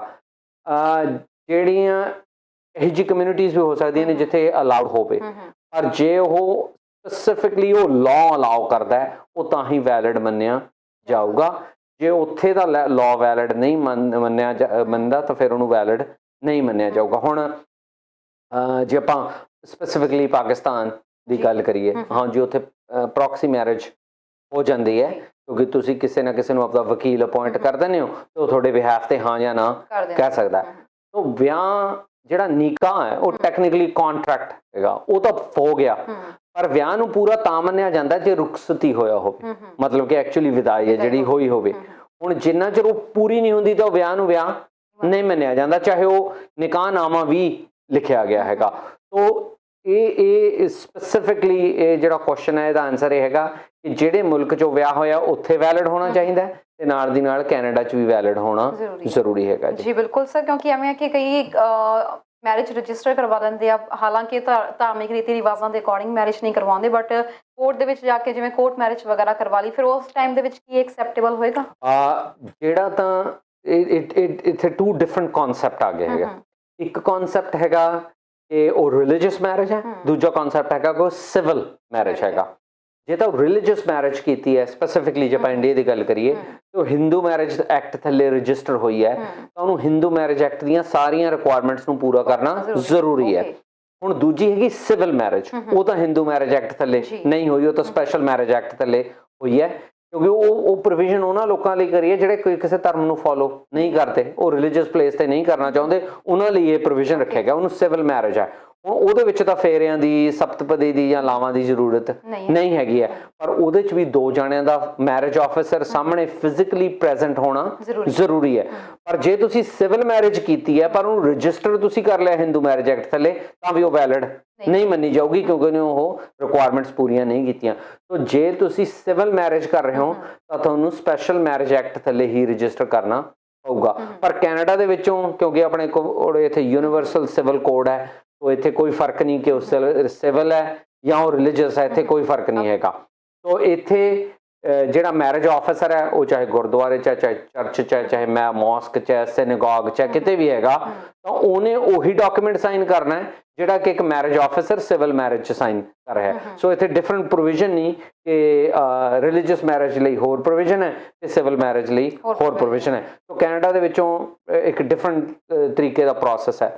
ਸੋ ਜੇ ਮੰਨ ਲਓ ਆਪਾਂ ਗੁਰਦੁਆਰੇ ਵਿਆਹ ਕੀਤਾ ਤਾਂ ਪਹਿਲਾ ਜਿਹੜਾ ਪ੍ਰੋਸੈਸ ਹੈ ਉਹ ਹੈਗਾ ਕਿ ਆਪਾਂ ਮੈਰਿਜ ਲਾਇਸੈਂਸ ਲੈਣਾ ਹੈਗਾ। ਸੋ ਮੈਰਿਜ ਲਾਇਸੈਂਸ ਤੁਸੀਂ ਸਿਟੀ ਹਾਲ ਜਾ ਕੇ ਲੈਣਾ ਹੈਗਾ। ਜਦੋਂ ਸਿਟੀ ਹਾਲ ਤੋਂ ਮੈਰਿਜ ਲਾਇਸੈਂਸ ਲੈ ਲਿਆ ਤੇ ਫਿਰ ਤੁਸੀਂ ਗੁਰਦੁਆਰੇ ਜਾ ਕੇ ਵਿਆਹ ਕਰਾਇਆ ਤਾਂ ਉੱਥੇ ਮੈਰਿਜ ਆਫਿਸਰ ਨੇ ਸਰਟੀਫਿਕੇਟ ਆਫ ਸੋਮਨਾਈਜੇਸ਼ਨ ਸਾਈਨ ਕਰਤਾ। ਸਿਮਿਲਰ ਪ੍ਰੋਸੀਜਰ ਤੁਸੀਂ ਫੋਲੋ ਕਰਨਾ ਜੇ ਤੁਸੀਂ ਸਿਵਲ ਮੈਰਿਜ ਕਰਨੀ ਹੈ। ਸੋ ਤੁਸੀਂ ਸਿਟੀ ਹਾਲ ਗਏ, ਮੈਰਿਜ ਲਾਇਸੈਂਸ ਲਿਆ, ਲੈਣ ਤੋਂ ਬਾਅਦ ਤੁਸੀਂ ਮੈਰਿਜ ਆਫਿਸਰ ਨੂੰ ਫੋਨ ਕਰਿਆ, ਉਹਨੂੰ ਚਾਹੇ ਘਰੇ ਬੁਲਾ ਲਓ, ਚਾਹੇ ਪਾਰਕ 'ਚ ਬੁਲਾ ਲਓ, ਬੀਚ ਤੇ ਬੁਲਾ ਲਓ ਜਾਂ ਉਹਦੇ ਘਰੇ ਚਲੇ ਜਾਓ, ਤਾਂ ਉਹਨੇ ਦੋਵਾਂ ਜਾਣੇ ਦਾ ਕਰਕੇ ਸਾਈਨ ਕਰ ਦੇਣਾ ਤਾਂ ਵੀ ਵਿਆਹ ਹੋ ਗਿਆ। ਸੋ ਕੋਈ ਫਰਕ ਨਹੀਂ ਵੀ ਉਹ ਰਿਲੀਜੀਅਸ ਪਲੇਸ ਮੈਰਿਜ ਹੋਈ ਹੈ, ਕੋਈ ਫਰਕ ਨਹੀਂ ਉਹ ਚਾਹੇ ਤੁਹਾਡੇ ਘਰੇ ਮੈਰਿਜ ਹੋਈ ਹੈ। ਪਰ ਜੇ ਇੰਡੀਆ 'ਚ ਹੋਈ ਹੈ ਤਾਂ ਉੱਥੇ ਦੋਵਾਂ ਦੇ ਵਿੱਚੋਂ ਬਹੁਤ ਵੱਡਾ ਫਰਕ ਹੈਗਾ। ਇਸ ਵਕਤ ਜਿਹੜੇ ਕੇਸਿਸ ਲਗਾ ਰਹੇ ਨੇ, ਆਪਣੇ PR ਦੇ ਕੇਸਿਸ ਵਗੈਰਾ ਲਗਾ ਰਹੇ ਨੇ, ਉਹਨਾਂ ਦੇ ਆਬਵੀਅਸ ਹੈ ਕਿ ਡਾਕੂਮੈਂਟਸ ਵਗੈਰਾ ਕਾਫੀ ਡਿਲੇ ਹੋ ਰਹੇ ਆ। ਕਾਫੀ ਸਾਨੂੰ ਕੁਐਸਚਨਸ ਇਸ ਵਕਤ ਆ ਰਹੇ ਨੇ ਕਿ PCC, ਇੰਡੀਅਨ PCC ਨੂੰ ਲੈ ਕੇ ਉਹਨਾਂ ਦੇ ਕੁਐਸਚਨਸ ਆ ਰਹੇ ਨੇ ਕਿ ਬਹੁਤ ਟਾਈਮ ਲੱਗ ਰਿਹਾ। ਜੋ ਆਪਣੇ ਬਿਹਾਫ ਦੇ ਉੱਤੇ ਇੰਡੀਆ ਤੋਂ ਆਪਣੀ PCC ਕਰਵਾਉਂਦੇ ਨੇ, ਕੀ ਉਹ ਵੈਲਿਡ ਹੋਏਗੀ, ਕੀ ਉਹ ਮੰਨੀ ਜਾਏਗੀ? ਤਰਨ, ਜੇ ਵਿਦਨ ਕੈਨੇਡਾ ਤੁਸੀਂ ਹੈਗੇ ਹੋ ਤਾਂ ਜਿਹੜੀ ਰਿਕੁਆਇਰਮੈਂਟ ਹੈ ਕਾਨੂੰਨ ਦੀ ਉਹ ਹੈਗੀ ਹੈ ਕਿ ਤੁਸੀਂ ਇੰਡੀਅਨ ਹਾਈ ਕਮਿਸ਼ਨ ਤੋਂ ਹੀ ਉਹਨਾਂ ਦੇ ਜ਼ਰੀਏ ਹਾਂਜੀ ਉਹਨਾਂ ਦੇ ਜ਼ਰੀਏ ਹੀ ਲੈਣਾ, ਉਹਨੂੰ ਹੀ ਵੈਲਿਡ ਡਾਕੂਮੈਂਟ ਮੰਨਿਆ ਜਾਂਦਾ ਹੈਗਾ। ਸੋ ਜੇ ਤੁਸੀਂ ਸਿੱਧੀ ਲੈ ਕੇ ਆਉਂਦੇ ਹੋ ਤਾਂ ਉਹਨੂੰ ਵੈਲਿਡ ਡਾਕੂਮੈਂਟ ਹੈ ਜਿਹੜਾ ਉਹ ਨਹੀਂ ਮੰਨਿਆ ਜਾਂਦਾ। ਸੋ ਚਾਹੇ ਕੋਈ ਵੀ ਕੇਸ ਹੈਗਾ ਪਰਮਨੈਂਟ ਰੈਜ਼ੀਡੈਂਟ ਦਾ, ਚਾਹੇ ਉਹ ਤੁਸੀਂ ਸਕਿਲਡ ਵਰਕਰ ਚਲਾਇਆ, ਚਾਹੇ ਤੁਸੀਂ ਵਿਆਹ ਦਾ ਕੇਸ ਅਪਲਾਈ ਕੀਤਾ, ਕੋਈ ਵੀ ਕੇਸ ਜਿਹੜਾ ਕਰ ਰਹੇ ਹੋ ਜਿਹਦੇ ਨੂੰ ਪੁਲਿਸ ਕਲੀਅਰੈਂਸ ਰਿਕੁਆਇਰਡ ਹੈ ਤਾਂ ਉਹ ਤੁਹਾਡੀ ਜ਼ਰੂਰਤ ਹੈਗੀ ਹੈ ਕਿ ਤੁਸੀਂ ਆਪਣੇ ਲੋਕਲ ਹਾਈ ਕਮਿਸ਼ਨ ਨੂੰ ਕੰਟੈਕਟ ਕਰਕੇ ਉਸ ਤੋਂ ਬਾਅਦ ਹੀ ਅਪਲਾਈ ਕਰੋ। ਹਾਂ, ਜਿਹੜਾ ਸਰਕਾਰ ਨੇ ਤੁਹਾਨੂੰ ਛੋਟ ਦਿੱਤੀ ਹੈ, ਕੈਨੇਡੀਅਨ ਗਵਰਨਮੈਂਟ ਨੇ ਉਹ ਦਿੱਤੀ ਹੈ ਕਿ ਤੁਹਾਡੇ ਤੇ ਇਸ ਗੱਲ ਕਰਕੇ ਤੁਹਾਡਾ ਕੇਸ ਹੈ ਜਿਹੜਾ ਰਿਫਿਊਜ਼ ਨਹੀਂ ਕੀਤਾ ਜਾਊਗਾ ਕਿ ਤੁਹਾਨੂੰ ਕਿਸੇ ਕਾਗਜ਼ ਦੀ ਘਾਟ ਹੈਗੀ ਹੈ। ਸੋ ਇਹ ਨਹੀਂ ਹੈਗਾ ਤੁਸੀਂ ਪੁਲਿਸ ਕਲੀਅਰੈਂਸ ਨਹੀਂ ਪ੍ਰੋਵਾਈਡ ਕਰ ਸਕੇ ਟਾਈਮ ਤੇ ਤਾਂ ਤੁਹਾਡਾ ਕੇਸ ਹੈ ਜਿਹੜਾ ਉਹ ਰਿਫਿਊਜ਼ ਕਰ ਦਿੱਤਾ ਜਾਊਗਾ। ਉਹ ਵੇਟ ਕਰਨਗੇ ਜਦੋਂ ਤੱਕ ਤੁਸੀਂ ਉਹਨੂੰ ਪ੍ਰੋਵਾਈਡ ਨਹੀਂ ਕਰ ਦਿੰਦੇ। ਹਾਂਜੀ, ਉਹ ਤੁਹਾਡਾ ਪ੍ਰੋਸੈਸ ਜ਼ਰੂਰ ਡਿਲੇ ਹੋਊਗਾ ਪਰ ਉਹ ਤੁਹਾਨੂੰ ਵੇਟ ਜ਼ਰੂਰ ਕਰਨਗੇ। ਜੀ, ਇੱਕ ਦਰਸ਼ਕ ਜੁੜ ਗਏ ਨੇ, ਉਹਨਾਂ ਦਾ ਪਹਿਲਾ ਸਵਾਲ ਲੈ ਲਈਏ। ਹੈਲੋ ਹੈਲੋ ਸਤਿ ਸ਼੍ਰੀ ਅਕਾਲ ਜੀ, ਕਿੱਥੋਂ ਬੋਲ ਰਹੇ ਹੋ ਸਰ? ਹਾਂਜੀ ਸਰ, ਕੀ ਸਵਾਲ ਹੈ ਤੁਹਾਡਾ? ਹਾਂਜੀ, ਮੈਂ ਪੁੱਛਣਾ ਸੀਗਾ ਜਿਹੜੇ ਸਟੂਡੈਂਟ ਇੰਡੀਆ ਜਾਂ ਵੀਜ਼ੇ ਜਿੱਦਾਂ ਲੱਗਾ ਆ ਤੇ ਉਹ ਆ ਸਕਦੇ ਇੱਥੇ ਜਾਂ ਕਿੱਦਾਂ? ਸਰ, ਪ੍ਰੋਗਰਾਮ ਦੀ ਸਟਾਰਟਿੰਗ ਦੇ ਵਿੱਚ ਹੀ ਅਸੀਂ ਇਸ ਗੱਲ ਦੇ ਬਾਰੇ ਵਿੱਚ ਡਿਸਕਸ ਕਰਕੇ ਹਟੇ ਹਾਂ। ਤੁਸੀਂ ਟੀਵੀ ਸਕਰੀਨ ਤੇ ਦੁਬਾਰਾ ਆਨਸਰ ਸੁਣ ਸਕਦੇ ਹੋ। ਕਾਲ ਕਰਨ ਲਈ ਬਹੁਤ ਬਹੁਤ ਧੰਨਵਾਦ ਜੀ। ਸਰ, ਸਟੂਡੈਂਟ ਵੀਜ਼ਾ ਦੇ ਬਾਰੇ ਵਿੱਚ ਪੁੱਛ ਰਹੇ ਨੇ, ਕਦੋਂ ਤੱਕ ਆ ਸਕਦੇ ਨੇ? ਤਰ੍ਹਾਂ ਨੇ ਬਹੁਤ ਸਾਰੇ ਲੋਕਾਂ ਦਾ ਸਵਾਲ ਹੈਗਾ। ਸੋ ਐਕਚੁਅਲੀ ਜਦੋਂ ਟਰੈਵਲ ਰਿਸਟ੍ਰਿਕਸ਼ਨ ਹਟੂਗੀ ਉਹ ਤੋਂ ਬਾਅਦ ਇਹ ਆ ਸਕਣਗੇ ਜੀ। ਪਰ ਫਿਲਹਾਲ ਜਿਵੇਂ ਮੈਂ ਸਿਨੈਰੀਓ ਦੱਸਿਆ ਸੀਗਾ ਕਿ ਜੇ ਰਿਲਾਇਬਲ ਇੰਟਰਨੈਟ ਨਹੀਂ ਹੈਗਾ ਤੁਹਾਡੇ ਕੋਲੇ, ਤੁਸੀਂ ਇਹ ਪ੍ਰੂਵ ਕਰ ਦਿੰਦੇ ਹੋ ਕਿ ਰਿਲਾਇਬਲ ਇੰਟਰਨੈਟ ਨਹੀਂ ਹੈਗਾ, ਤੁਸੀਂ ਆਨਲਾਈਨ ਨਹੀਂ ਪੜ੍ਹਾਈ ਕਰ ਸਕਦੇ, ਤਾਂ ਤੁਸੀਂ ਅੱਜ ਵੀ ਆ ਸਕਦੇ ਹੋ ਪ੍ਰੋਵਾਈਡਡ ਕਿ ਤੁਹਾਨੂੰ 18 ਮਾਰਚ ਤੋਂ ਪਹਿਲਾਂ ਵੀਜ਼ਾ ਜਿਹੜਾ ਉਹ ਮਿਲਿਆ ਹੋਇਆ। ਤੇ ਜੇ 18 ਮਾਰਚ ਤੋਂ ਬਾਅਦ ਮਿਲਿਆ ਫਿਰ ਤੁਸੀਂ ਆਨਲਾਈਨ ਪੜ੍ਹਾਈ ਕਰ ਸਕਦੇ ਹੋ। ਪਰ ਉਹਦੇ ਵਿੱਚ ਵੀ ਜੇ ਤੁਹਾਡੇ ਕੋਲ ਰਿਲਾਇਬਲ ਇੰਟਰਨੈਟ ਨਹੀਂ ਹੈਗਾ ਤੇ ਫਿਰ ਵੀ ਤੁਸੀਂ ਆ ਸਕਦੇ ਹੋ। ਪਰ ਹੁਣ ਜੇ ਕਿਸੇ ਨੇ ਮਈ 'ਚ ਸੈਸ਼ਨ ਸ਼ੁਰੂ ਕਰ ਲਿਆ ਤਾਂ ਹੁਣ ਜੁਲਾਈ 'ਚ ਆ ਕੇ ਤਾਂ ਕਹਿ ਨਹੀਂ ਨਾ ਸਕਦਾ ਮੇਰੇ ਕੋਲ ਰਿਲਾਇਬਲ ਇੰਟਰਨੈਟ ਨਹੀਂ ਹੈਗਾ। ਉਹ ਤਾਂ ਤੁਸੀਂ ਪਹਿਲਾਂ ਆਖ ਸਕਦੇ ਹੋ ਕਿ ਮੈਂ ਆਨਲਾਈਨ ਪੜ੍ਹਾਈ ਆਪਟ ਕੀਤੀ ਹੈ ਪਰ ਮੇਰੇ ਕੋਲ ਰਿਲਾਇਬਲ ਇੰਟਰਨੈਟ ਨਹੀਂ ਤੇ ਮੈਨੂੰ ਆਉਣ ਦਿੱਤਾ ਜਾਵੇ, ਫਿਰ ਜ਼ਰੂਰ ਤੁਹਾਨੂੰ ਆਉਣ ਦੇ ਦਿੱਤਾ ਜਾਊਗਾ। ਜਿਵੇਂ ਅਸੀਂ ਗੱਲ ਕਰੀਏ, ਬੀਤੇ ਦਿਨੀ US ਦੇ ਵਿੱਚ ਇੱਕ ਰੂਲ ਪਾਸ ਆਊਟ ਹੋਇਆ, ਜੇ ਐਗਜ਼ੈਕਟਿਵ ਰੂਲ ਨਿਕਲਿਆ ਹੈ ਕਿ ਜਿਹੜੇ ਇੰਟਰਨੈਸ਼ਨਲ ਸਟੂਡੈਂਟਸ ਜਿਹੜੇ ਹਜੇ ਆਪਣੇ ਮੁਲਕਾਂ ਤੋਂ ਵਾਪਸ ਨਹੀਂ ਆਏ ਤੇ ਉਹਨਾਂ ਦੀ ਹਜੇ ਸਟੱਡੀ ਸਟਾਰਟ ਨਹੀਂ ਹੋਈ, ਬਟ ਸਟੱਡੀ ਆਨਲਾਈਨ ਆ, ਤੁਹਾਨੂੰ ਆਉਣ ਵਾਲੇ ਸਮੇਂ ਦੇ ਵਿੱਚ ਹੁਣ ਯੂਨੀਵਰਸਿਟੀਜ਼ ਦੇ ਵਿੱਚ ਦਾਖਲਾ ਨਹੀਂ ਮਿਲੂਗਾ। ਐਵੇਂ ਦਾ ਕੋਈ ਇਸ ਵਕਤ ਕੈਨੇਡਾ ਦੇ ਵਿੱਚ ਤਾਂ ਨਹੀਂ ਹੈ ਕਿ ਜਿਹੜੇ ਸਟੂਡੈਂਟਸ ਇਸ ਵਕਤ ਆਨਲਾਈਨ ਸਟੱਡੀ ਦੇ ਵਿੱਚ ਆਪਣੀ ਐਡਮਿਸ਼ਨ ਲੈਣਾ ਚਾਹੁੰਦੇ ਆ, ਉਹਨਾਂ ਨੂੰ ਕੋਈ ਬੈਨ ਤਾਂ ਨਹੀਂ ਹੈ? ਬਿਲਕੁਲ ਨਹੀਂ ਤਰਨ, ਰਾਦਰ ਕਿ ਬਹੁਤ ਸਾਰੀਆਂ ਛੋਟਾਂ ਨੇ ਜਿਹੜੀਆਂ ਉਹ ਦੇ ਦਿੱਤੀਆਂ ਗਈਆਂ ਨੇ। ਸਭ ਤੋਂ ਪਹਿਲੀ ਛੋਟ ਤਾਂ ਇਹ ਹੈਗੀ ਹੈ ਕਿ ਜਿਹੜਾ ਸਮਾਂ ਤੁਸੀਂ ਕੈਨੇਡਾ ਤੋਂ ਬਾਹਰ ਪੜ੍ਹਾਈ ਕੀਤੀ ਹੈ ਉਹ ਪੜ੍ਹਾਈ ਵੀ ਤੁਹਾਡੇ ਵਰਕ ਪਰਮਿਟ ਵੱਲ ਕਾਊਂਟ ਹੋਊਗੀ। ਇਹ ਸਭ ਤੋਂ ਵੱਡੀ ਛੋਟ ਹੈਗੀ ਹੈ ਜੀ। ਦੂਜੀ ਛੋਟ ਹੈ ਜਿਹੜੀ ਉਹ ਇਹ ਦਿੱਤੀ ਗਈ ਹੈ ਕਿ ਜੇ ਤੁਹਾਡੇ ਕੋਲ ਕਾਗਜ਼ ਵੀ ਪੂਰੇ ਨਹੀਂ ਹੈਗੇ ਤਾਂ ਤੁਹਾਨੂੰ ਤੁਸੀਂ 2 ਸਟੈਪ ਪ੍ਰੋਸੀਜਰ ਦੇ ਵਿੱਚੋਂ ਐਪਲੀਕੇਸ਼ਨ ਕਰਕੇ ਉੱਥੇ ਪੜ੍ਹਾਈ ਕਰ ਸਕਦੇ ਹੋ। ਉਹ ਪੜ੍ਹਾਈ ਪੂਰੀ ਹੋਣ ਤੋਂ ਬਾਅਦ ਤੁਸੀਂ ਇੱਥੇ ਆ ਸਕਦੇ ਹੋ। ਸੋ ਇਹ ਵੀ ਬਹੁਤ ਵੱਡੀ ਛੋਟ ਹੈ ਜਿਹੜੀ ਦਿੱਤੀ ਗਈ ਹੈ। ਐਕਚੁਅਲੀ ਜਿਹੜਾ ਕੈਨੇਡਾ ਦਾ GDP 'ਚ ਇੰਟਰਨੈਸ਼ਨਲ ਸਟੂਡੈਂਟ ਇੰਡਸਟਰੀ ਦਾ ਕੰਟਰੀਬਿਊਸ਼ਨ ਹੈ ਉਹ ਕਰੀਬਨ $22 ਬਿਲੀਅਨ ਦੇ ਨੇੜੇ ਹੈਗਾ। ਸੋ ਕੈਨੇਡਾ ਨਹੀਂ ਚਾਹੁੰਦਾ ਉਹਨੂੰ ਲੂਜ਼ ਕਰਨਾ, ਕਿਉਂਕਿ ਜੇ ਇੱਕ ਸਮੈਸਟਰ ਦੇ ਵਿੱਚੋਂ ਸਟੂਡੈਂਟ ਨਹੀਂ ਆਉਂਦੇ ਉਹ ਹੋ ਜਾਂਦਾ ਹੈ ਤਾਂ ਬਹੁਤ ਵੱਡਾ ਘਾਟਾ ਹੈ ਜਿਹੜਾ ਉਹ ਕੈਨੇਡੀਅਨ ਇਕੋਨਮੀ ਨੂੰ ਪਊਗਾ, ਉਹ ਸਕੂਲ ਕਾਲਜ ਯੂਨੀਵਰਸਿਟੀ ਨੂੰ ਪਊਗਾ। ਇੱਕ ਛੋਟਾ ਜਿਹਾ ਐਗਜ਼ਾਮਪਲ ਮੈਂ ਤੁਹਾਨੂੰ ਦੇਣਾ ਚਾਹੁੰਦਾ ਇੱਥੇ। ਇਕੱਲੇ ਯੂਨੀਵਰਸਿਟੀ ਆਫ ਟੋਰਾਂਟੋ ਦਾ ਐਤਕੀ ਦਾ ਐਸਟੀਮੇਟ ਹੈਗਾ ਕਿ ਉਹਨੂੰ ਇੰਟਰਨੈਸ਼ਨਲ ਸਟੂਡੈਂਟਸ ਨੂੰ $200 ਮਿਲੀਅਨ ਘੱਟ ਫੀ ਮਿਲਣੀ ਹੈ ਕੋਵਿਡ-19 ਕਰਕੇ ਆਹ ਸਾਲ ਦੇ ਵਿੱਚੋਂ। ਉਹਦਾ ਆਪਦਾ ਬਜਟ ਹੈ ਜਿਹੜਾ ਉਹ $1 ਬਿਲੀਅਨ ਹੈ। ਸੋ ਐਤਕੀ ਆ ਕੋਵਿਡ-19 ਸਿਚੁਏਸ਼ਨ ਕਰਕੇ 200 ਮਿਲੀਅਨ ਘੱਟ ਉਹਨੂੰ ਫੀ ਮਿਲਣੀ ਹੈ। So look at imagine the extent of the financial impact ਜਿਹੜਾ ਹੋਣਾ ਹੈ।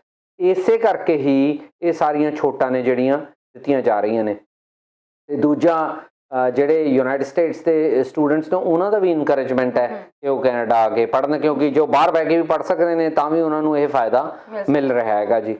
ਤੇ ਦੂਜਾ ਇਹਦੇ ਨਾਲ ਹਾਲੇ ਫਿਲਹਾਲ ਤੱਕ 15 ਸਤੰਬਰ ਤੱਕ ਵਾਲੀਆਂ ਅਰਜ਼ੀਆਂ ਦੇ ਉੱਤੇ ਇਹ ਜਿਹੜਾ ਫੈਸਲਾ ਕੀਤਾ ਗਿਆ ਉਹਦੇ ਉੱਤੇ ਜਿਹੜੇ ਪਹਿਲੋਂ ਵੀ ਲੋਕ ਨੇ ਉਹਨਾਂ ਦੇ ਉੱਤੇ ਵੀ ਇਹ ਗੱਲ ਲਾਗੂ ਹੋਊਗੀ। ਸੋ ਇੱਕ ਸਿਚੁਏਸ਼ਨ ਖਾਸ ਇਹ ਵੀ ਹੈ ਕਿ ਜੇ ਤੁਸੀਂ ਪਹਿਲਾਂ ਸਟੂਡੈਂਟ ਸੀ, ਤੁਹਾਨੂੰ ਛੁੱਟੀ ਹੋ ਗਈ, ਤੁਸੀਂ ਪੜ੍ਹਨ ਚਲੇ ਗਏ ਤੇ ਪੜ੍ਹਨ ਚਲੇ ਗਏ ਤੁਸੀਂ ਵਾਪਸ ਕਿਵੇਂ ਆਉਣਾ ਹੈਗਾ, ਉਹਨਾਂ ਸਟੂਡੈਂਟਸ ਨੂੰ ਵੀ ਛੋਟ ਦਿੱਤੀ ਹੈ ਕਿ ਉਹ ਵੀ ਬਾਹਰ ਬਹਿ ਕੇ ਪੜ੍ਹ ਕੇ ਤੇ ਆਪਣਾ ਜਿਹੜਾ ਆਨਲਾਈਨ ਪੜ੍ਹ ਕੇ ਤੇ ਉਹਨਾਂ ਨੂੰ ਵੀ ਵਰਕ ਪਰਮਿਟ ਦੇ ਵਿੱਚੋਂ ਉਹਨੂੰ ਪੂਰਾ ਫਾਇਦਾ ਮਿਲੂਗਾ ਜੀ। ਸੋ ਇਹ ਵੀ ਛੋਟ ਹੈਗੀ ਹੈ। ਦੂਜੀ ਛੋਟ ਜਿਹੜੀ ਕੰਮ ਕਰਨ ਦੀ ਹੈ, ਜਿੱਥੇ ਤੁਸੀਂ 20 ਘੰਟੇ ਕੰਮ ਕਰ ਸਕਦੇ ਸੀ ਉੱਥੇ ਤੁਹਾਨੂੰ 40 ਘੰਟੇ ਜੇ ਐਸੈਂਸ਼ੀਅਲ ਸਰਵਿਸ ਦੇ ਵਿੱਚ ਤੁਸੀਂ ਕੰਮ ਕਰ ਰਹੇ ਹੋ ਉਹ ਛੋਟ ਦਿੱਤੀ ਜਾ ਰਹੀ ਹੈ। ਸੋ ਕੈਨੇਡਾ ਯੂਨਾਈਟਿਡ ਸਟੇਟਸ ਦਾ ਇੰਟਰਨੈਸ਼ਨਲ ਸਟੂਡੈਂਟਸ ਨੂੰ ਲੈ ਕੇ ਨਜ਼ਰੀਆ ਬਿਲਕੁਲ ਵੱਖਰਾ ਹੈਗਾ।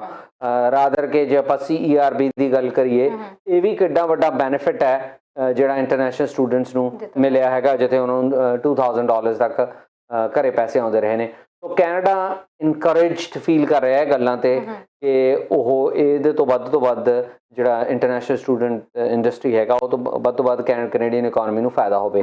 ਤੇ ਦੂਜਾ ਜਿਹੜੇ ਸਟੂਡੈਂਟਸ ਨੇ ਜਾਂ ਵਰਕਰਸ ਨੇ ਉਹਨਾਂ ਦੇ ਜਿਹੜੇ ਸਪਾਊਸ ਨੇ ਉਹਨਾਂ ਨੂੰ ਵੀ ਟਰੈਵਲ ਰਿਸਟ੍ਰਿਕਸ਼ਨ ਤੋਂ ਬਾਹਰ ਰੱਖਿਆ ਗਿਆ ਹੈਗਾ। ਸੋ ਇਹ ਵੀ ਇੱਕ ਇਨਕਰੇਜਮੈਂਟ ਹੈਗੀ ਹੈ ਕਿ ਜੇ ਤੁਹਾਡਾ ਸਪਾਊਸ ਹੈ ਤੇ ਉਹ ਵੀ ਟਰੈਵਲ ਕਰ ਸਕਦਾ ਹੈਗਾ ਜੇ ਤੁਸੀਂ ਸਟੂਡੈਂਟ ਹੋ ਜਾਂ ਵਰਕਰ ਹੋ, ਪ੍ਰੋਵਾਈਡਡ ਉਹਦੇ ਕੋਲ ਆਥੋਰਾਈਜੇਸ਼ਨ ਲੈਟਰ ਹੋਵੇ, ਉਹਦੇ ਕੋਲ ਜਿਹੜੀ ਜੌਬ ਹੋਵੇ, ਇਹਦੇ ਨਾਲ ਉਹਦੇ ਕੋਲ ਕੁਆਰੰਟੀਨ ਪਲਾਨ ਵੀ ਹੋਣਾ ਜ਼ਰੂਰੀ ਹੈ ਜੀ। ਬਿਲਕੁਲ ਜੀ ਸਰ, ਇੱਥੇ ਇੱਕ ਛੋਟੇ ਜਿਹੇ ਬ੍ਰੇਕ ਲਈ ਰੁਕ ਰਹੇ ਹਾਂ। ਬ੍ਰੇਕ ਤੋਂ ਬਾਅਦ ਅਸੀਂ ਵਾਪਸ ਆ ਰਹੇ ਹਾਂ ਤੇ ਕੁਝ ਹੋਰ ਗੱਲਾਂ ਉੱਤੇ ਡਿਸਕਸ਼ਨ ਕਰਾਂਗੇ। ਫਿਲਹਾਲ ਇੱਕ ਛੋਟੇ ਜਿਹੇ ਬ੍ਰੇਕ ਲਈ ਰੁਕ ਰਹੇ ਹਾਂ।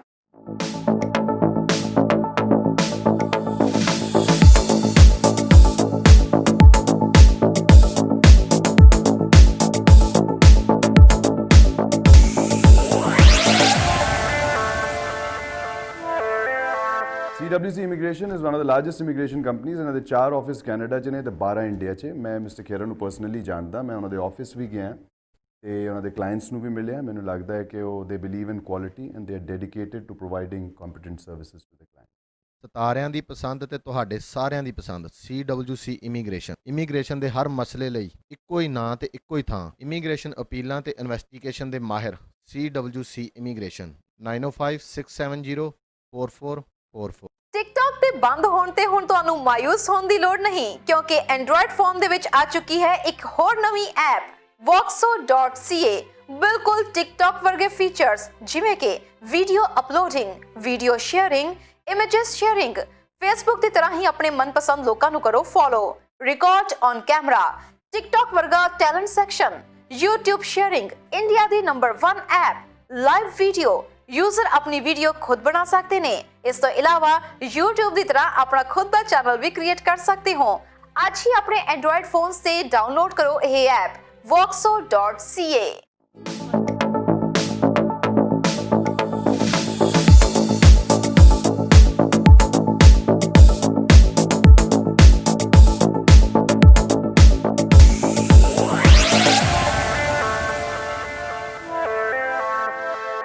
ਬ੍ਰੇਕ ਤੋਂ ਬਾਅਦ ਇੱਕ ਵਾਰ ਤੁਹਾਡਾ ਸਭ ਦਾ ਸਵਾਗਤ ਹੈ ਫਿਰ ਤੋਂ ਪ੍ਰੋਗਰਾਮ ਇਮੀਗ੍ਰੇਸ਼ਨ ਮੈਟਰਸ ਦੇ ਵਿੱਚ। ਗੱਲਬਾਤ ਅੱਜ ਅਸੀਂ ਕਰ ਰਹੇ ਹਾਂ ਕੈਨੇਡੀਅਨ ਇਮੀਗ੍ਰੇਸ਼ਨ ਸੰਬੰਧੀ। ਸੋ ਤੁਹਾਡਾ ਕੋਈ ਸਵਾਲ ਸਾਨੂੰ ਕਾਲ ਕਰ ਸਕਦੇ ਹੋ ਲਾਈਵ ਪ੍ਰੋਗਰਾਮ ਦੇ ਵਿੱਚ। ਸਰ ਅਸੀਂ ਪਹਿਲਾਂ ਡਿਸਕਸ਼ਨ ਕੀਤੀ ਸੀ ਕਿ ਜਿਹੜੇ ਆਨਲਾਈਨ ਮੈਰਿਜਸ ਦੀ ਤਾਂ ਗੱਲ ਕੀਤੀ ਆ, ਹੁਣ ਜੇ ਕੈਨੇਡਾ ਦੇ ਵਿੱਚ ਗੱਲ ਕਰੀਏ, ਵਿਦ ਇਨ ਕੈਨੇਡਾ ਕਿਸੇ ਨੇ ਮੈਰਿਜ ਕੀਤੀ ਆ, ਮੈਂ ਕੁਐਸਚਨ ਪੁੱਟ ਕਰਾਂਗੀ, ਪਹਿਲਾਂ ਇੱਕ ਦਰਸ਼ਕ ਦਾ ਸਵਾਲ ਲੈ ਲਈਏ। ਹੈਲੋ ਸਤਿ ਸ਼੍ਰੀ ਅਕਾਲ ਜੀ। ਸਤਿ ਸ਼੍ਰੀ ਅਕਾਲ ਜੀ, ਕਿੱਥੋਂ ਬੋਲ ਰਹੇ ਸਰ? ਮੈਂ ਸਵੀ ਤੋਂ ਬੋਲ ਰਿਹਾ ਜੀ ਸਰ, ਕੀ ਸਵਾਲ ਹੈ ਤੁਹਾਡਾ? ਮੈਮ ਮੈਂ ਪੁੱਛਣਾ ਚਾਹੁੰਦਾ ਸੀ ਸਰ ਨੂੰ, ਜਿੱਦਾਂ ਮੇਰਾ open work permit spouse open work ਮੈਂ ਇਨਸਾਈਡ ਕੈਨੇਡਾ ਅਪਲਾਈ ਕੀਤਾ ਹੋਇਆ ਵਾ, ਮਾਰਚ ਦਾ ਅਪਲਾਈ ਕੀਤਾ ਹੋਇਆ, ਜਿੱਦਾਂ ਬਾਇਓਮੈਟ੍ਰਿਕ ਹੋਣੇ ਨਹੀਂ, ਕਿੰਨਾ ਟਾਈਮ ਲੱਗ ਸਕਦਾ ਹੁਣ ਵੀ ਆਉਣ ਤੇ? ਜੀ ਸਰ ਕੁਝ ਪੁੱਛਣਾ ਜਾਂ ਆਨਸਰ? ਨਹੀਂ, ਤੁਸੀਂ ਟੀਵੀ ਸਕਰੀਨ ਤੇ ਆਨਸਰ ਸੁਣ ਸਕਦੇ ਹੋ ਜੀ। ਕਾਲ ਕਰਨ ਲਈ ਬਹੁਤ ਬਹੁਤ ਧੰਨਵਾਦ। ਮੈਂ ਤੁਹਾਨੂੰ ਇੱਕ ਤੁਹਾਨੂੰ ਹੋਰ ਪੁੱਛਣਾ ਚਾਹੁੰਦਾ ਜੀ, ਜਿੱਦਾਂ ਆਪਣਾ ਅਪਲਾਈ ਕੀਤਾ ਹੋਵੇ ਵਰਕ ਪਰਮਿਟ ਤੇ ਆਪਾਂ ਬਾਰਡਰ ਤੇ ਜਾ ਸਕਦੇ ਹਾਂ ਅਪਲਾਈ ਕੀਤੇ ਕਿਉਂ ਕਿ ਨਹੀਂ ਜਾ ਸਕਦੇ? ਕਿਸ ਪਰਪਸ ਲਈ ਜੀ ਬਾਰਡਰ ਤੇ ਜਾਣ ਲਈ? ਓਪਨ ਵਰਕ ਪਰਮਿਟ ਦੇ ਲਈ। ਨੋ, ਤੁਸੀਂ ਆਲਰੇਡੀ ਐਪਲੀਕੇਸ਼ਨ ਕਰ ਚੁੱਕੇ ਹੈਗੇ ਹੋ ਜੀ? ਹਾਂਜੀ ਹਾਂਜੀ ਕਰ ਚੁੱਕੇ ਹਾਂ, ਫਿਰ ਨਹੀਂ ਜਾ ਸਕਦੇ ਜੀ। ਜੀ ਤੁਸੀਂ ਟੀਵੀ ਸਕਰੀਨ ਤੇ ਆਨਸਰ ਸੁਣ ਸਕਦੇ ਹੋ ਜੀ। ਕਾਲ ਕਰਨ ਲਈ ਬਹੁਤ ਬਹੁਤ ਧੰਨਵਾਦ ਜੀ ਸਰ।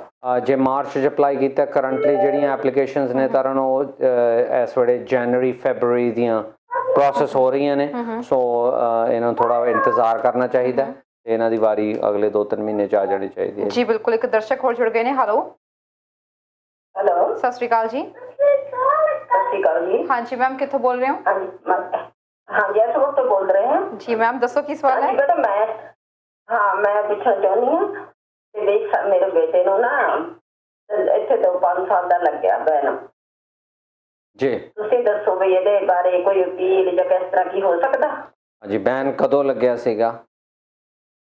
ਉਹਨਾਂ ਦੇ ਬੈਨ ਲੱਗੇ ਨੂੰ ਹੋ ਗਏ ਜਦੋਂ ਆਪਣੇ ਇੱਥੋਂ ਘੱਟ ਗਏ ਹੋ ਗਿਆ ਨਾ, ਫਿਰ ਉਹਨਾਂ ਦਾ ਹੋਇਆ ਸੀ ਉਦੋਂ ਲੱਗਿਆ ਸੀ।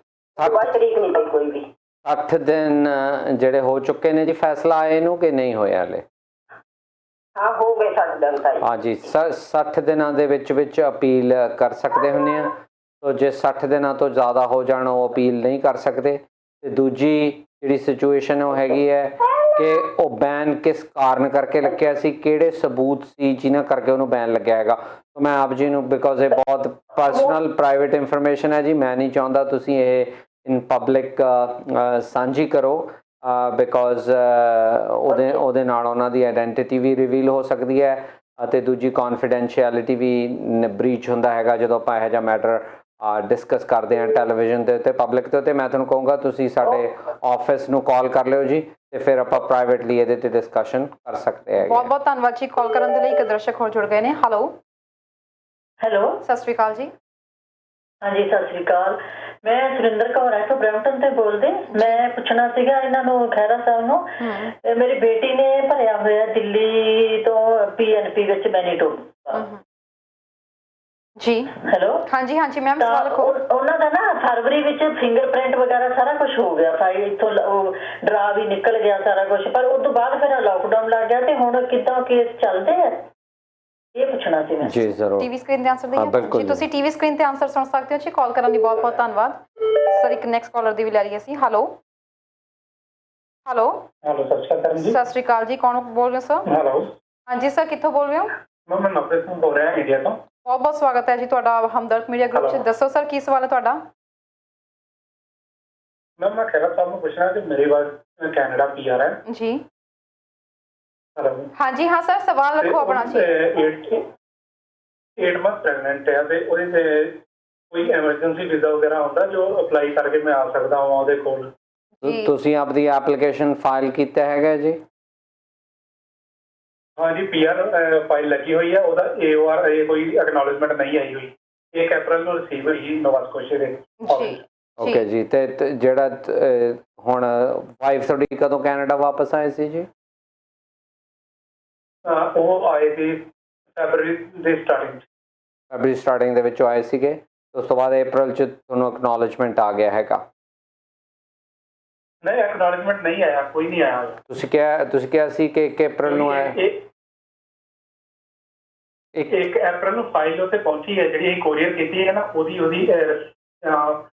ਮਿਲਦੀ ਨਹੀਂ ਹੁੰਦੀ ਇੱਕ ਟਰੈਕਿੰਗ ID, ਉਹਦੇ ਉੱਪਰ ਟਰੈਕ ਕੀਤੀ ਹੈ ਤੇ ਉੱਥੇ ਪਹੁੰਚ ਗਈ ਆ, ਪਰ ਉਹਦੇ ਕੋਈ ਐਕਨੋਲਜਮੈਂਟ ਨਹੀਂ ਆਈ। ਪਰ ਤੁਹਾਨੂੰ ਕੋਈ ਐਕਨੋਲਜਮੈਂਟ ਨਹੀਂ ਆਇਆ? ਓਕੇ ਟੀਵੀ ਸਕਰੀਨ ਤੇ ਆਨਸਰ ਹਾਂ ਜੀ ਜ਼ਰੂਰ ਜੀ ਬਿਲਕੁਲ ਆਪੇ ਜੀ। ਤੁਸੀਂ ਟੀਵੀ ਸਕਰੀਨ ਤੇ ਆਨਸਰ ਸੁਣ ਸਕਦੇ ਹੋ। ਕਾਲ ਕਰਨ ਲਈ ਤੁਹਾਡਾ ਬਹੁਤ ਬਹੁਤ ਧੰਨਵਾਦ ਜੀ ਸਰ। ਆਪਾਂ ਸਵਾਲਾਂ ਦੇ ਜਵਾਬ ਦੇਣਾ ਸ਼ੁਰੂ ਕਰੀਏ। ਪਹਿਲਾਂ ਸੁਰਿੰਦਰ ਜੀ ਦੀ ਕਾਲ ਆਈ ਸੀ ਜਿਨ੍ਹਾਂ ਨੇ ਕਿਹਾ ਸੀ ਕਿ ਉਹਨਾਂ ਨੇ ਆਪਣੀ ਬੇਟੀ ਨੇ ਦਿੱਲੀ ਤੋਂ PNP ਮੈਨੀਟੋਬਾ ਦੀ ਲਗਾਈ ਹੈ। ਹਾਂਜੀ, ਸੋ ਉਹਨਾਂ ਦਾ ਸਵਾਲ ਸੀ ਕਿ ਐਪਲੀਕੇਸ਼ਨਸ ਪ੍ਰੋਸੈਸ ਹੋ ਰਹੀਆਂ ਨੇ। ਹਾਂਜੀ ਬਿਲਕੁਲ, ਦਿੱਲੀ ਐਪਲੀਕੇਸ਼ਨਸ ਪ੍ਰੋਸੈਸ ਹੈ ਜਿਹੜਾ ਉਹ ਕਰ ਰਿਹਾ ਹੈਗਾ, ਪਰ ਉਹ ਜਿਹੜੀ ਟੌਪ ਪ੍ਰਾਇੋਰਿਟੀ ਇਸ ਵੇਲੇ ਦੇ ਰਹੇ ਨੇ ਉਹ ਸਭ ਤੋਂ ਪਹਿਲਾਂ ਸਟੱਡੀ ਪਰਮਿਟ ਐਪਲੀਕੇਸ਼ਨਸ ਨੂੰ ਦੇ ਰਹੇ ਨੇ ਜੀ, ਕਿਉਂਕਿ ਉਹ 15 ਸੈਪਟੰਬਰ ਤੋਂ ਪਹਿਲਾਂ ਉਹ ਅਰਜ਼ੀਆਂ ਨੂੰ ਪ੍ਰੋਸੈਸ ਕਰਨਾ ਹੈ।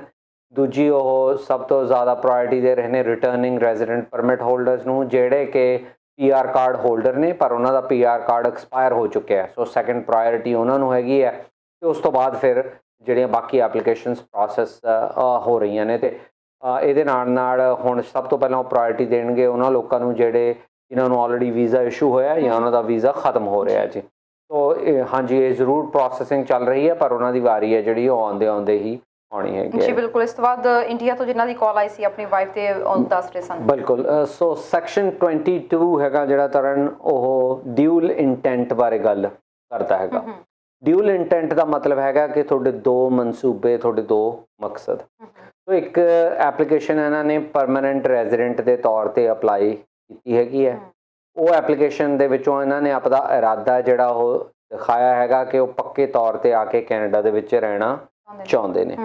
ਤੇ ਦੂਜੇ ਪਾਸੇ ਉਹ ਚਾਹੁੰਦੇ ਨੇ ਕਿ ਉਹ ਆਪਦੀ ਵਾਈਫ ਨੂੰ ਵਿਜ਼ਿਟ ਕਰਨ, ਕਿਉਂਕਿ ਉਹ 8 ਮੰਥ ਪ੍ਰੈਗਨੈਂਟ ਹੈ ਤੇ ਉਸ ਤੋਂ ਬਾਅਦ ਉਹਦੇ ਜੋ ਪ੍ਰੈਗਨੈਂਸੀ ਦੇ ਦੌਰਾਨ ਜਾਂ ਪੋਸਟਮਾਰਟਮ ਉਹਦੀ ਮਦਦ ਕਰਨਾ ਚਾਹੁੰਦੇ ਆ। ਤੇ ਉਸ ਤੋਂ ਬਾਅਦ ਉਹਨਾਂ ਦਾ ਇਰਾਦਾ ਹੈ ਕਿ ਉਹ ਫਿਰ ਇੰਡੀਆ ਵਾਪਸ ਚਲੇ ਜਾਣਗੇ, ਕਿਉਂਕਿ ਵਿਜ਼ਿਟ ਵੀਜ਼ਾ ਦਾ ਮਤਲਬ ਇਹੀ ਹੈ ਕਿ ਤੁਸੀਂ ਆਏ, ਜਦੋਂ ਪਰਪਸ ਪੂਰਾ ਹੋ ਗਿਆ ਵਾਪਸ ਚਲੇ ਗਏ।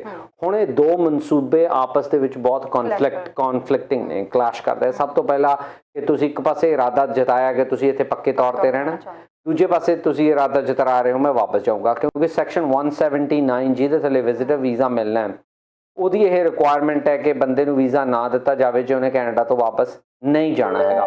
ਹੁਣ ਤੁਸੀਂ ਇੱਕ ਪਾਸੇ ਮਨਸੂਬਾ ਦਿਖਾਤਾ ਕਿ ਮੈਂ ਵਾਪਸ ਨਹੀਂ ਜਾਣਾ, ਸੋ ਇਹ ਤੁਹਾਨੂੰ ਡਿਫਿਕਲਟੀ ਬਣਾਉਂਦਾ ਹੈਗਾ। ਪਰ ਨਾਲ ਦੀ ਨਾਲ ਕਾਨੂੰਨ ਇਹ ਵੀ ਕਹਿੰਦਾ ਹੈ ਕਿ ਜੇ ਬੰਦੇ ਦੇ 2 ਇਰਾਦੇ ਨੇ ਤਾਂ ਉਹਨੂੰ ਪ੍ਰੋਕਲੂਡ, ਮਤਲਬ ਕਿ ਬਾਹਰ ਨਹੀਂ ਕੱਢਿਆ ਜਾ ਸਕਦਾ ਇਹ ਕਹਿ ਕੇ ਕਿ ਤੇਰਾ ਇਰਾਦਾ ਆਹ ਹੈ ਤੇ ਤੇਰਾ ਇਰਾਦਾ ਇਹ ਹੈ, ਜੇ ਉਹ ਬਾਕੀ ਰਿਕੁਆਇਰਮੈਂਟਸ ਪੂਰੀਆਂ ਕਰਦਾ। ਹੁਣ ਸਭ ਤੋਂ ਪਹਿਲੀ ਜਿਹੜੀ ਰਿਕੁਆਇਰਮੈਂਟ ਹੈਗੀ ਹੈ ਉਹ ਇਹ ਹੈਗੀ ਹੈ ਕਿ ਵਾਈਫ ਜਿਹੜੀ ਇੱਥੇ ਕੈਨੇਡਾ ਦੇ ਵਿੱਚ ਹੈ, ਕੀ ਉਹਦੇ ਕੋਲੇ ਕੋਈ ਹੋਰ ਫੈਮਿਲੀ ਸਪੋਰਟ ਅਵੇਲੇਬਲ ਹੈ ਜਾਂ ਨਹੀਂ ਹੈ। ਸੋ ਜੇ ਉਹਦੇ ਇੱਥੇ ਪੈਰੈਂਟਸ ਨੇ ਜਾਂ ਉਹਦੇ ਕੋਈ ਸਿਬਲਿੰਗਸ ਨੇ ਉਹਨੂੰ ਸਪੋਰਟ ਕਰ ਸਕਦੇ ਨੇ ਜਾਂ ਸਪੋਰਟ ਨਹੀਂ ਕਰ ਸਕਦੇ। ਤੇ ਦੂਜਾ ਜੇ ਉਹ ਹੈਗੇ ਨੇ ਤਾਂ ਉਹ ਸਪੋਰਟ ਕਿਉਂ ਨਹੀਂ ਅਵੇਲੇਬਲ ਹੈਗੀ ਹੈ।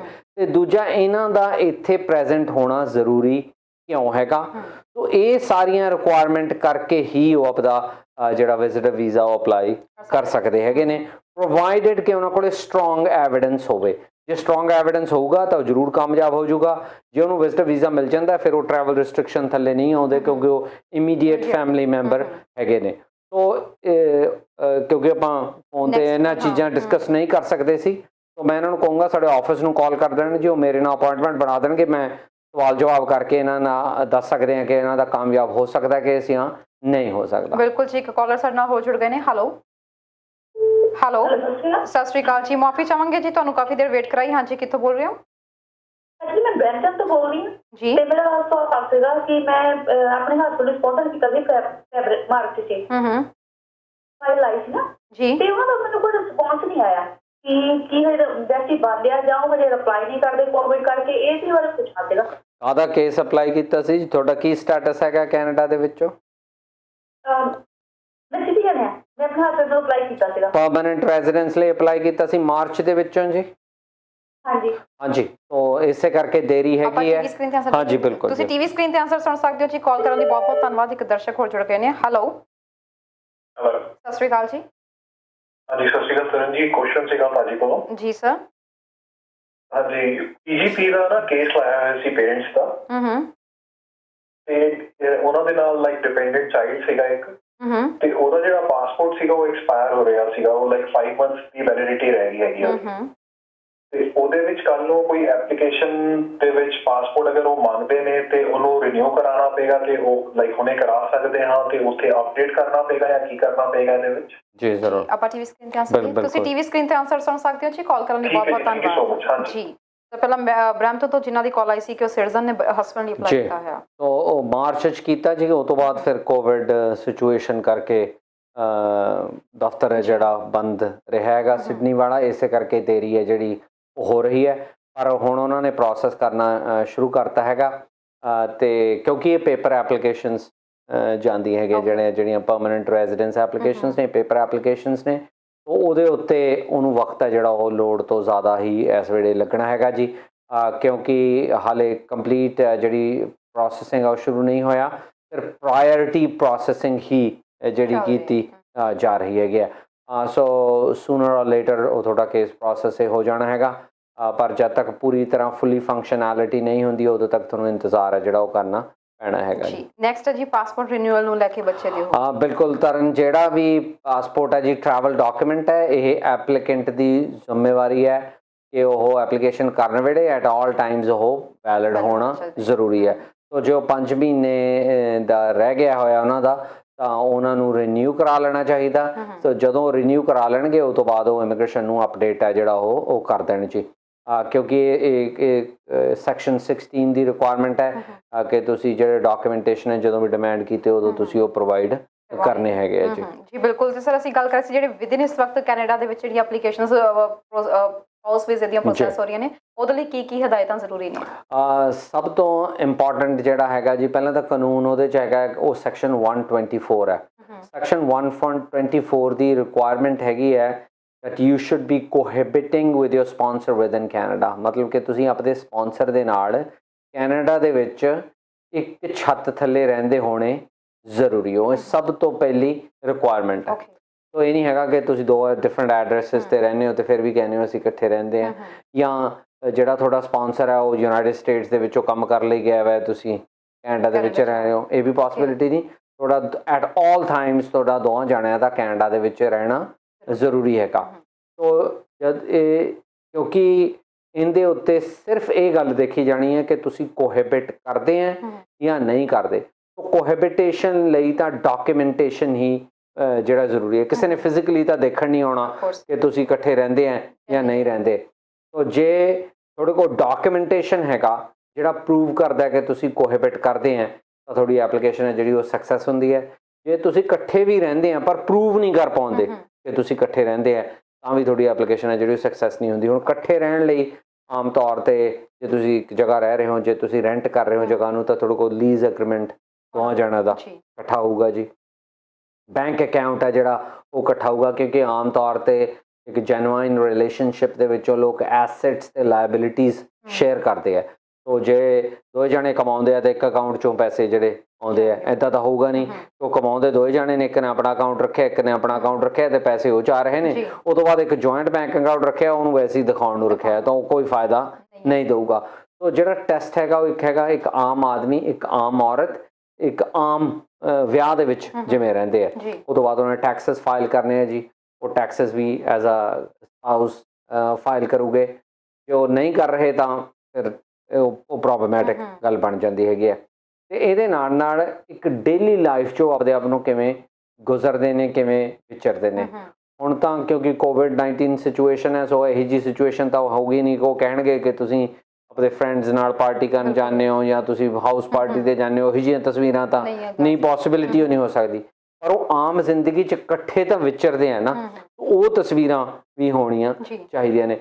ਸੋ ਵਿਦਨ ਕੈਨੇਡਾ ਕੇਸ ਦੇ ਵਿੱਚੋਂ ਇਹ ਮੈਟਰ ਕੋਈ ਨਹੀਂ ਕਰਦਾ ਕਿ ਗੁਰਦੁਆਰੇ ਕਿੰਨੇ ਲੋਕ ਆਏ ਸੀਗੇ ਜਾਂ ਤੁਸੀਂ ਸਿਵਲ ਮੈਰਿਜ ਕੀਤੀ ਆ ਉੱਥੇ ਕਿੰਨੇ ਲੋਕ ਆਏ ਸੀ, ਬਿਲਕੁਲ ਮੈਟਰ ਨਹੀਂ ਕਰਦਾ।